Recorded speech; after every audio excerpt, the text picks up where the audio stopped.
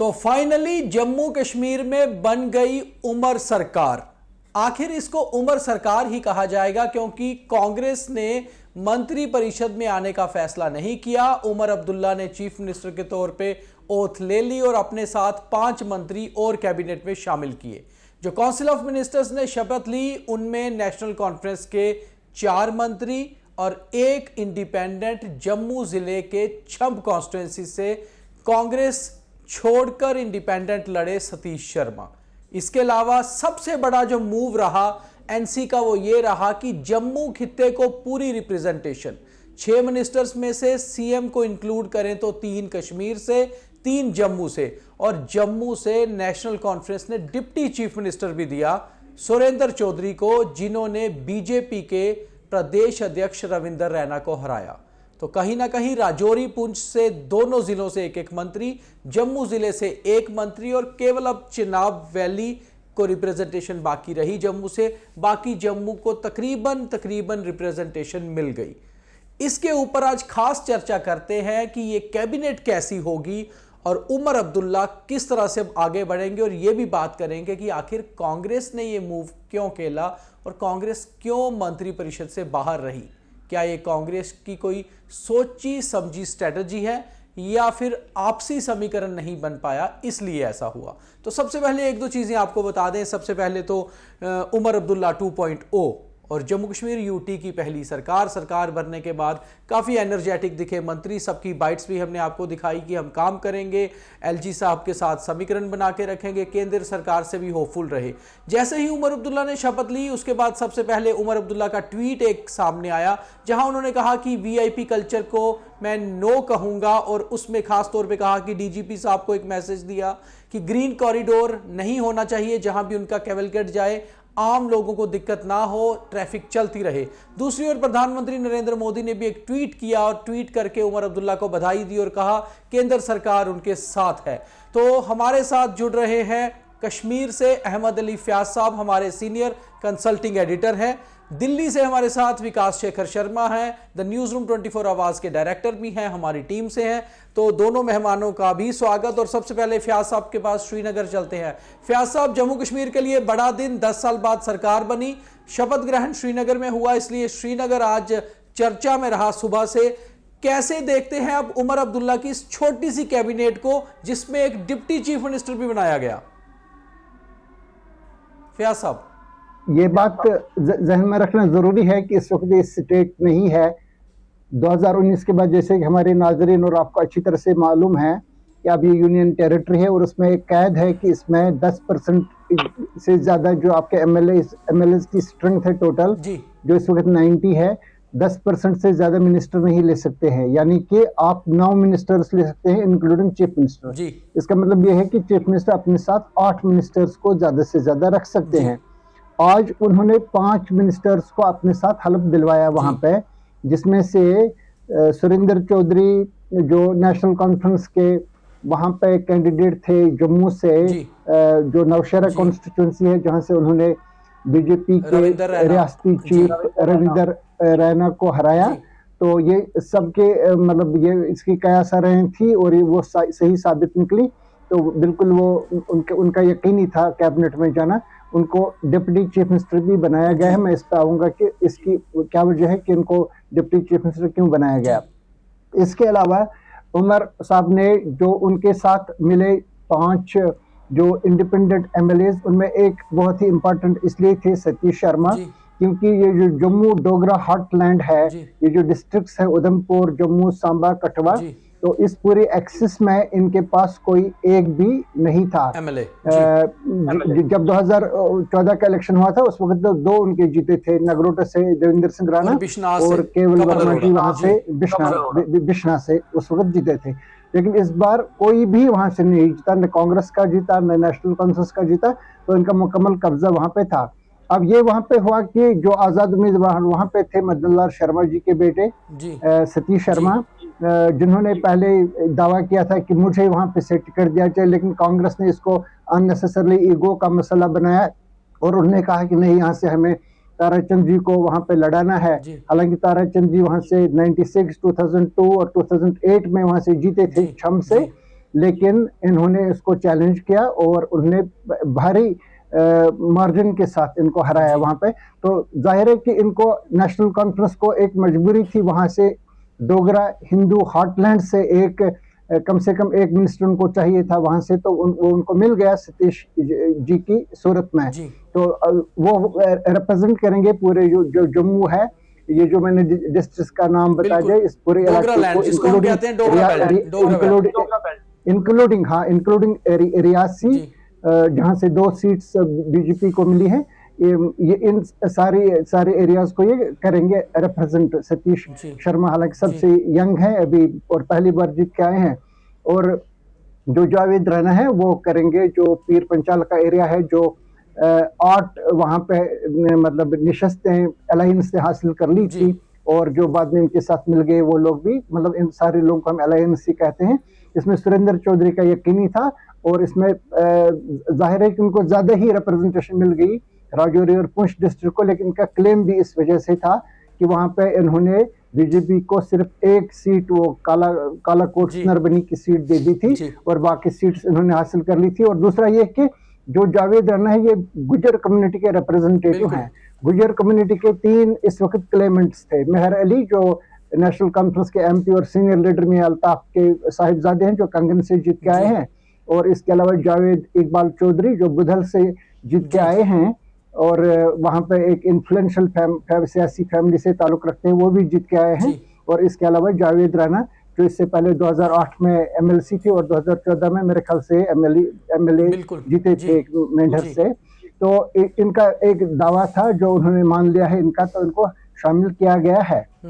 तो इस हिसाब से 3 निशस्तें उमर अब्दुल्ला ने अभी जम्मू को दे दी हैं, इंक्लूडिंग डिप्टी चीफ मिनिस्टर की जो सीट है वो भी उनको दे दी है।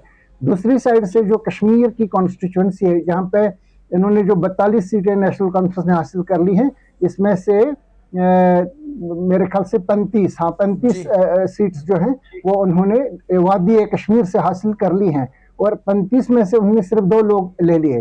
इन्होंने नॉर्थ से ले लिया एक जावेद अहमद डार, जो रफियाबाद से 2008 में भी वहां से जीते थे और मिनिस्टर ऑफ स्टेट भी बनाए गए थे उस वक्त।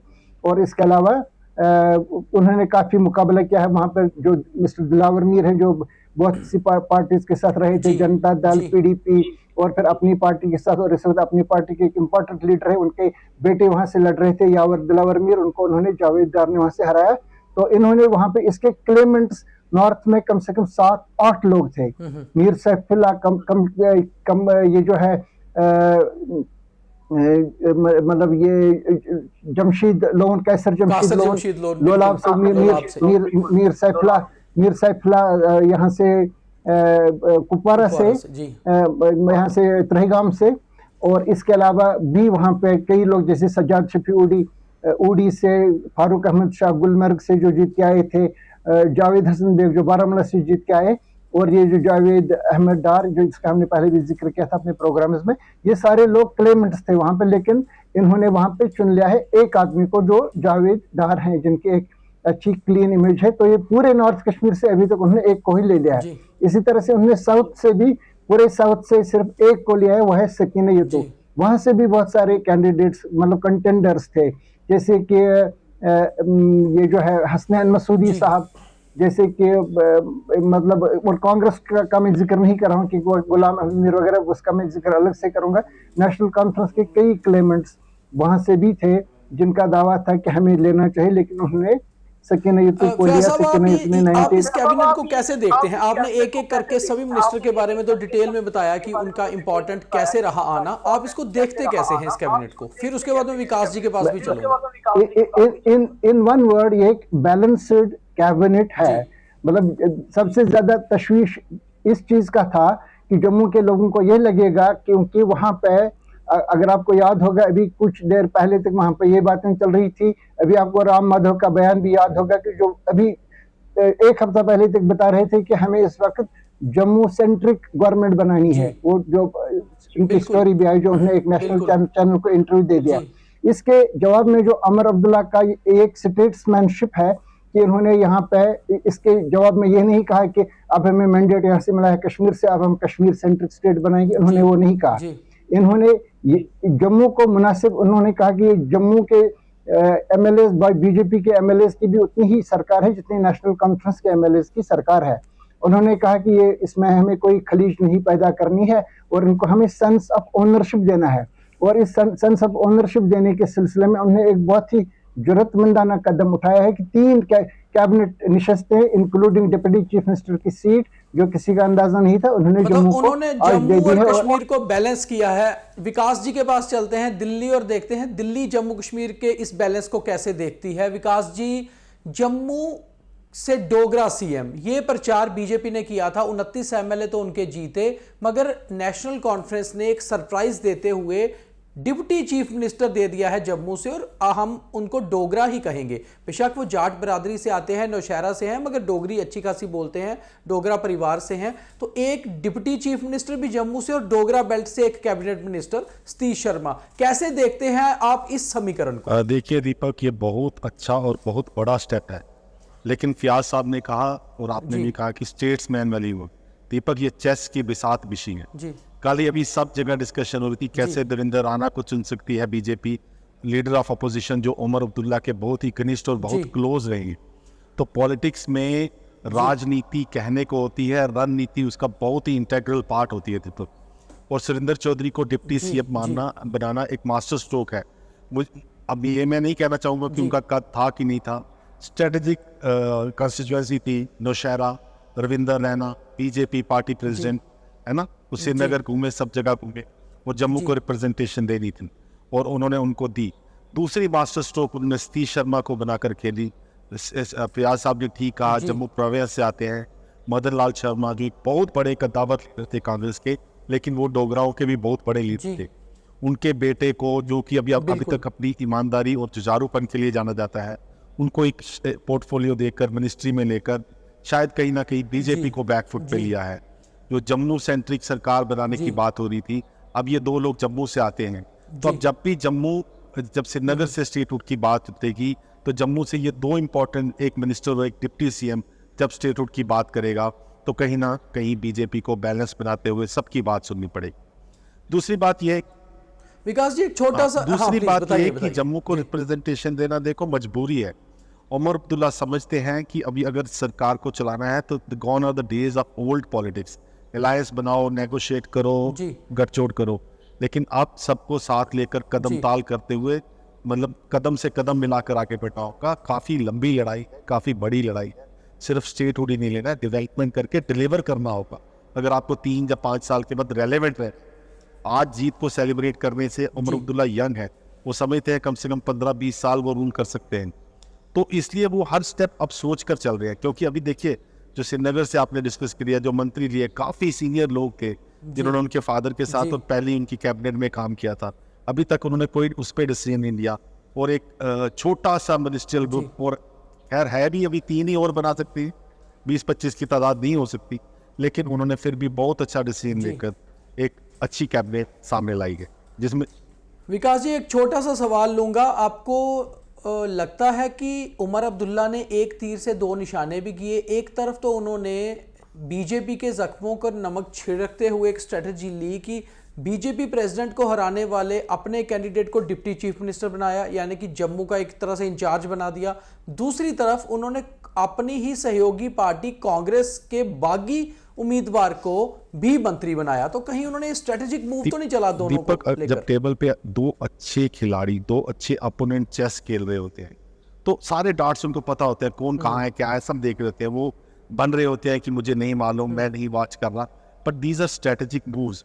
और कई देखो, सुरेंद्र चौधरी के सिवाय उनके पास चॉइस भी नहीं थी, पर एकदम डिप्टी सीएम बनाना ये बड़ा कदम है, ये सोच समझ कर किया गया, ये बहुत बड़ा सरप्राइज है। Even I am surprised. And but Satish Sharma को बनाना, देखिए चॉइस नहीं थी इनके पास, और शायद बहुत सही डिसीजन है। इसमें मैं दोष कांग्रेस को दूंगा, अलायंस करते आप भागते भागते वहां गए, आज आप आउटसाइड सपोर्ट दे रहे हैं क्योंकि आपके बड़े बड़े कद्दावर नेता हार गए। तो ये उस तरह है दीपक, जैसे कहते हैं ना, खिस्यानी बिल्ली खंबा नोचे। अभी आपके पास है ही कुछ नहीं, उसके बाद आप नकली अकड़ दिखाकर अंदर बाहर कुछ फर्क उनको नहीं पड़ता। आज प्राइम मिनिस्टर मोदी का जो ट्वीट आया, जिसका जिक्र आपने शुरू में ही किया प्रोग्राम के, Deepak, that is a very good message उस पे आएंगे, उस पे भी आएंगे, उस पे विस्तार में बात करेंगे। फिलहाल मैं श्रीनगर जाना चाहता हूं। फयाज साहब, आपसे जानना चाहता हूं कि कांग्रेस के दिग्गज नेता तो फ्रंट लाइन में बैठे हुए नजर आए, राहुल गांधी, प्रियंका गांधी, मल्लिकार्जुन खड़गे, करा साहब भी मौजूद थे, मगर कांग्रेस ने क्यों फैसला लिया कि वो बाहर रहेगी? क्या कोई इंटरनल बिकरिंग चल रही है कांग्रेस में कि मिनिस्टर किसको बनाना है, इसलिए, या फिर कुछ और मूव हो सकता है? मेरे ख्याल से ये बात क्लियर है कि ज्यादा से ज्यादा ये एक सीट कांग्रेस को दे सकते थे, और शायद हो सकता है कि उनको लगा होगा कि इससे बेहतर यही है कि हम बाहर ही रहे। दूसरा ये कि वहां पे दो इक्वल कंटेंडर्स थे, जो इस वक्त Jammu and Kashmir Pradesh Congress committee के सदर हैं तारिक हमीद करा, जो पहले एमपी भी रहे हैं, मेंबर ऑफ पार्लियामेंट श्रीनगर से मुंतखब हुए थे 2014 में। इन्होंने डॉक्टर फारूक अब्दुल्ला को हराया था यहाँ से, और इससे पहले भी वो पीडीपी में जब थे तो यहाँ पे कैबिनेट मिनिस्टर वो रहे थे, लॉ के, फॉरेस्ट के वगैरह, एक हाई प्रोफाइल पॉलिटिकल फैमिली से ताल्लुक रखते हैं। लेकिन दूसरी तरफ से जो गुलाम अहमद मीर है, वो एक्स, जो इससे पहले वो रहे थे, वकार रसूलवानी से पहले वो रहे थे Jammu and Kashmir Pradesh Congress committee के प्रेसिडेंट, और इनके दौर में यहाँ पे एक्सपेंड भी हुई थी कांग्रेस बड़ी हद तक। और इन्होंने यहाँ जो भी यहाँ पे वादी में सभी पार्टीज के लीडर हैं, उनमें से सबसे ज्यादा वोट उन्होंने 44,500 के करीब उन्होंने वोट हासिल कर लिया है। इस तरह से उनका भी एक क्लेम यहाँ पे बनता है। मेरे ख्याल से उनके अंदर इस बात पे शायद इत्तेफाक नहीं हुआ है कि किसको ले लें, और ऐसा नहीं है जैसे कि मीडिया में ये तासुर दिया जा रहा है कि कांग्रेस बाहर से रह करके उनको सपोर्ट करेगी, और नेशनल कॉन्फ्रेंस भी यही चाहती है कि ये इसमें ना रहें, ये बाहर से सपोर्ट कर लें, ताकि हमें बहुत ज्यादा दिक्कत नहीं आएगी दिल्ली में बीजेपी सरकार के साथ डील करने का। मुझे जाती तौर पर इस बारे में कोई मतलब मटेरियल मेरे पास नहीं है जिसकी बुनियाद पे मैं ये कह सकता हूँ ये सच है। मुझे अभी लग रहा है कि इन पे इत्तेफाक नहीं हुआ है। दूसरी ये बात कि अभी तो नेशनल कॉन्फ्रेंस ने अपने लोग भी नहीं लिए। अभी मैंने आपको बता दिया, यहाँ पे उन्होंने 35 सीट्स यहाँ से जीती हैं कश्मीर वैली से। यहाँ से उन्होंने सिर्फ 2 ले लिए, उमर अब्दुल्ला ने, सकीना यतू और जावेद अहमद डार, यही 2। जबकि जम्मू में उन्होंने सिर्फ 7 सीट्स जीत ली थी, वहां से उन्होंने 3 मिनिस्टर्स लिए हैं। अभी इसका विस्तार होना बाकी है, एक्सपेंशन हो जाएगा कैबिनेट का, जिसमें अभी मेरे ख्याल से कम 3 जगहें खाली हैं। वो 3 जगहें मेरे ख्याल से कश्मीर से ही पूर्ण करेंगे। ये वो किस मौके पर करेंगे, वो इसके लिए मुनासिब वक्त ढूंढेंगे। मैं लगातार बता रहा हूँ, इसके क्लेमेंट्स, कंटेंडर्स बहुत ज्यादा हैं, लेकिन जगह इनके पास बहुत कम है। इसमें नेशनल कॉन्फ्रेंस के जो सीनियर लीडर्स जैसे कि अब्दुल रहीम राथर, अली मोहम्मद सागर, बहुत कई लोग हैं, जो बहुत से मुबारक गुल है, कई लोग हैं जो यहाँ मतलब 6-7 बार इलेक्शन जीत चुके हैं, मिनिस्टर भी रह चुके हैं, वो सब इससे बाहर रखे गए हैं। तो ये देखना जरूरी है कि इनके पास अभी काफी मतलब कम गुंजाइश है इनको लेने का। लेकिन जिस तरीके से इन्होंने अभी ये बना है, ये भी एक गैम्बल है उमर अब्दुल्ला के लिए, क्योंकि कई आवाजें इनके खिलाफ यहाँ भी पैदा हो सकती है। इनके अपोजिशन यहाँ पे अभी जो कुछ भी है, जो भी लोग हैं, हालांकि वो सीट्स वगैरह हासिल नहीं कर चुके हैं, 1-2 सीट्स वो हासिल कर चुके हैं जो इंडिपेंडेंट के कैंडिडेट्स, और 3 सीट्स जो पीडीपी हासिल कर चुके हैं। लेकिन ये इस पे सवाल उठाएंगे कि इतनी पूरी कश्मीर वादी से ये 2 लोग ले रहे हैं, और वहां से ये राजौरी और पुंछ डिस्ट्रिक्ट से भी ये 2 लोग ले रहे हैं, जावेद राणा और सुरेंद्र चौधरी। तो इस बात को लेकर के इनको मतलब एक क्रिटिसिज्म का सामना भी करना पड़ेगा। मेरे ख्याल से उन्होंने इसको बिल्कुल मतलब इसमें सोच लिया होगा, इसको कंसिडर किया होगा, और इन चीजों को ये एड्रेस करेंगे। मेरे ख्याल से एक्सपेंशन जिस वक्त हो जाएगा, अभी तक हम ये कह सकते हैं कि ये एक बहुत ही इंटेलिजेंट और स्ट्रेटेजिक मूव है जो उमर अब्दुल्ला ने लिया है, एक स्टेट्समैनशिप का उन्होंने मुजाहिरा किया है। ठीक, बिल्कुल। तो विकास जी, मैं एक क्वेश्चन आपसे ये लूंगा कि कांग्रेस का बाहर रहना इस काउंसिल ऑफ मिनिस्टर से, कैबिनेट से, कांग्रेस के लिए बेनिफिशियल हो सकता है फ्यूचर में, या उमर अब्दुल्ला के लिए बेहतर रहेगा कि वो सिर्फ अपनी ही पार्टी की नेशनल कॉन्फ्रेंस गवर्नमेंट चला रहे हैं? जो भी राय मैं दूंगा मेरी पर्सनल है। जैसे फयाज साहब ने कहा, कांग्रेस से भी कुछ नहीं कहा। बिल्कुल, जो आपको लगता है, मैं आपसे जानना चाह रहा हूं, आपको क्या लगता है? ज्यादा से ज्यादा उम्र 3 मिनिस्टर वोट ले सकते हैं, और अभी तो उनकी अपनी पार्टी को भी रिप्रेजेंटेशन नहीं मिला, तो कहीं से भी नहीं दिखता कि कांग्रेस के 2 आ जाए। एक शायद उनको मंजूर ना हो।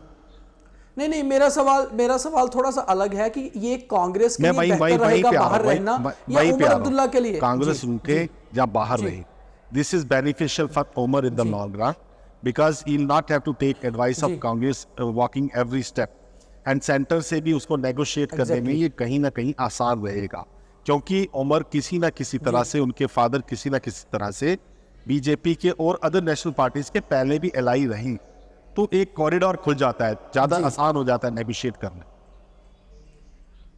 जी, ये बेहतर आपने बताया। उमर अब्दुल्ला के लिए बीजेपी, क्योंकि इस केंद्र में सरकार चला रही है, कई मुद्दों पर शायद कांग्रेस कहीं अड़चन डाल सकती थी अगर वो कैबिनेट में होती, तो बाहर से अगर सपोर्ट है तो बिल्कुल। तो आगे फयाज साहब एक और अब इंपॉर्टेंट और पॉइंट है, एक और पहलू है इंपॉर्टेंट।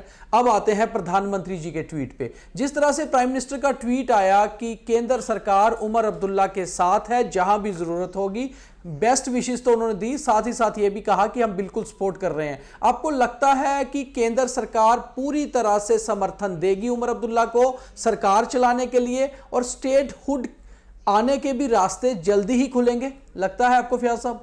मैं ये बात बार बार दोहरा रहा हूँ, ये जो जम्मू कश्मीर है ये एक पॉलिटिकली सेंसिटिव स्टेट है, ये दिल्ली, पुडुचेरी और दूसरे यूटी से मुख्तलिफ है।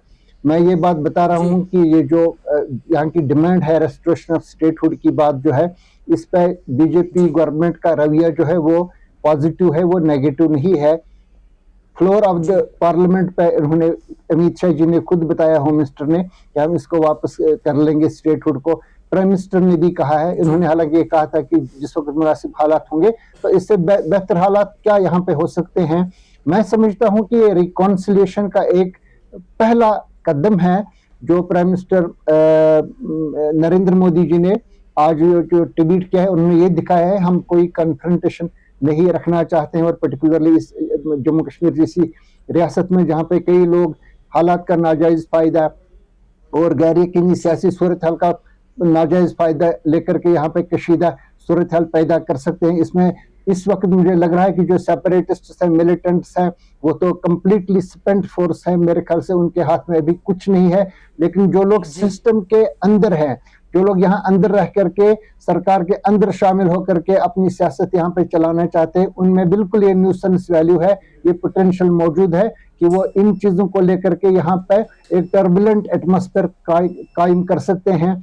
इन चीजों को लेकर के मैं समझता हूँ कि प्राइम मिनिस्टर के ज़हन में ये सारी चीजें हैं, और वो एक रिकॉन्सिलिएटरी पाथ पे चलना चाहते हैं नेशनल कॉन्फ्रेंस के साथ। पॉलिटिक्स में, खासतौर से इलेक्शन कैंपेन्स में बहुत सी बातें चलती रहती हैं। अभी तक उन्होंने कई साल से ये बोला है ये डायनास्टिक पार्टीज हैं, ये करप्ट पार्टीज हैं, ये प्रो टेरर हैं, वगैरह वगैरह। अब मेरे ख्याल से ये बातें कहना उनके लिए मुश्किल बन जाएगा, क्योंकि अगर आप इंटरनेशनल कम्युनिटी को भी ये बताएंगे कि ये यहाँ पे एक प्रो टेरर सरकार यहाँ पे है, तो इस पर क्रेडिबिलिटी नहीं रहेगी वहाँ पे गवर्नमेंट ऑफ इंडिया के जो फॉर एग्जाम्पल फॉरेन मिनिस्टर हैं, जो दूसरे स्पोक्स पर्सन हैं, तो उनको वहां पे मुश्किलात का सामना करना पड़ेगा। ये इन सब लोगों के जहन में क्लियर है, चाहे वो उमर अब्दुल्ला है या प्राइम मिनिस्टर नरेंद्र मोदी हैं, वो ये बातें बहुत क्लियर हैं। विकास जी, आप कुछ कह रहे थे पीएम साहब के ट्वीट पे, आप जरा बताइए आप किस तरह से देखते हैं उस ट्वीट को? पीएम साहब का जो ट्वीट है, ना कि बल्कि सिर्फ उमर अब्दुल्ला को संदेश है, वो पूरे देश को संदेश है कि अब जम्मू कश्मीर में चीजें कैसे चलें। 2019 में जब 370 को तोड़ा गया, मैं तोड़ा गया ये वर्ड करूंगा, तो कश्मीर को एक तरीके से लिया गया और जम्मू में माना गया कि शायद वेलकम है। तो जो एक एक स्टेप उसके बाद बीजेपी ने दिया है, यूटी बनाने से लेके आगे, वो एक स्ट्रेटेजिक स्टेप्स से कहीं ना कहीं जो स्टेप लिया है उस पर रिएक्शन ना हो जाए, उस स्थिति जो है कंट्रोल से बाहर ना हो। फयाज साहब बहुत अच्छी तरह बारी बारी रिपीट करते हैं कि जम्मू कश्मीर एक स्टेट थी जो यूटी में कन्वर्ट की गई बिकॉज ऑफ सर्टेन रीजंस, लेकिन वो स्टेट है, अंदर अंदर से सेंट्रल सरकार भी ये मानकर चल रही है किसी न किसी पॉइंट पर ये वापस आना है, और वापस तो आएगा तो पॉपुलर सरकार तो बनेगी, चाहे वो बीजेपी की हो या किसी की। हम ये नहीं कह सकते कि जितने टाइम मेरी सरकार चलेगी तो जम्मू एंड कश्मीर स्टेट रहेगी और किसी और सरकार आ गई तो यूटी रहेगी, ऐसा नहीं है दीपक। स्थिति अगर नॉर्मल रहती है और अमन से सरकार चलती है, डेवलपमेंट पे चलती है, और जो सेपरेटिस्ट एजेंडाज हैं उनको आगे नहीं लाया जाता, तो स्टेट देने में कोई दिक्कत नहीं होगी, क्योंकि इतने साल तक जे.एंड.के स्टेट ही रहा है, कोई छोटा राज्य नहीं है दीपक जी। लेकिन क्या था, जिम्मेवारी थी होम मिनिस्ट्री की, पीएमओ की, कि अमन और शांति बनी रहे। 5 साल कोई कम समय नहीं है दीपक, उसमें वो टेस्ट कर लिया गया है। और अब जो पॉपुलर सरकार, जो JNK की चुनी हुई सरकार आती है, वो इस स्टेप्स को अगर 3 महीने 6 महीने साथ लेके चल सकी और सेंटर के साथ कोऑर्डिनेशन में चली तो कोई बड़ी बात नहीं, स्टेट होल्ड दे दिया जाए। बिकॉज एज पियाज sir said, prime minister, home minister and many senior BJP leaders on different occasions have not only said, they have promised कि स्टेट हुड की तो बात ही नहीं है, स्टेट हुड तो पक्का है, वो वादा किया गया, उसमें डाउट नहीं लगता कहीं। फयाज साहब, एक अब बात करते हैं, उमर अब्दुल्ला चीफ मिनिस्टर तो बन गए, उन्होंने जैसे कल शाम को ही खबर आ गई कि 3 बजे सेक्रेटरीट में सभी जो सेक्रेटरीज हैं उनकी एक मीटिंग बुलाई थी। अभी तक कोई आपके पास जानकारी है कि उमर अब्दुल्ला ने पहली बैठक में क्या कहा, किस तरह का कोई डिसीजन लिया, कोई इंटरनल सोर्सेज से आपके सामने आया हो? क्योंकि अभी तक प्रेस में तो कुछ ओपन नहीं आया इस बारे में। नहीं, अभी आखिरी इतलात आने तक हमने सिर्फ ये सुना था कि वहां पे ब्यूरोक्रेट्स की एक मीटिंग चल रही है जिसमें चीफ सेक्रेटरी, फाइनेंशियल कमिश्नर्स वगैरह, ये सब लोग, उनको मतलब रात को ही कहा गया था, जनरल एडमिनिस्ट्रेशन डिपार्टमेंट ने उनको कहा था कि चीफ मिनिस्टर एक मीटिंग लेना चाहेंगे, तो वो मीटिंग वहां पे चल रही है। वो जाहिर है कि वो एडमिनिस्ट्रेटिव अमूर से मुतलिक होगी, कि जो एक मतलब एक रस्म है कि जब चीफ मिनिस्टर बनते हैं तो वो एक मीटिंग ले लेते हैं ब्यूरोक्रेसी के साथ, जिसमें एडमिनिस्ट्रेटिव सेक्रेटरीज वहां पे मौजूद रहते हैं। कभी कभी वो हेड्स ऑफ डिपार्टमेंट्स को भी बुलाते हैं, उनके साथ भी मीटिंग करें ताकि क्लियरिटी हो जाए कि सरकार चाहती क्या है।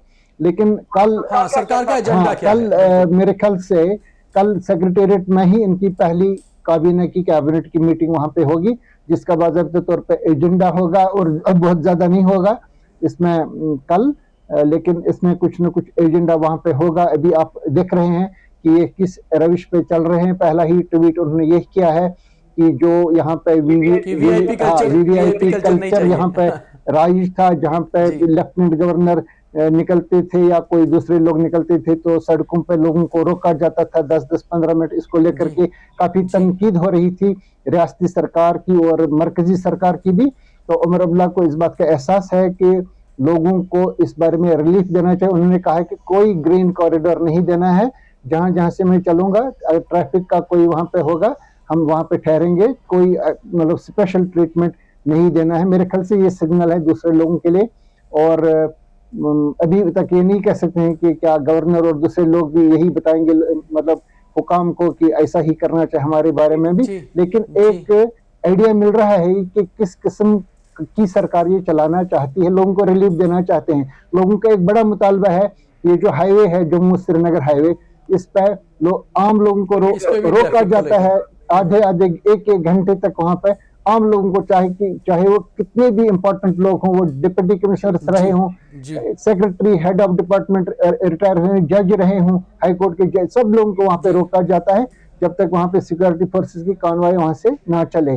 तो इस को लेकर के काफी तनकीद यहाँ पे हो रही है काफी देर से जो LG एडमिनिस्ट्रेशन है इनके खिलाफ।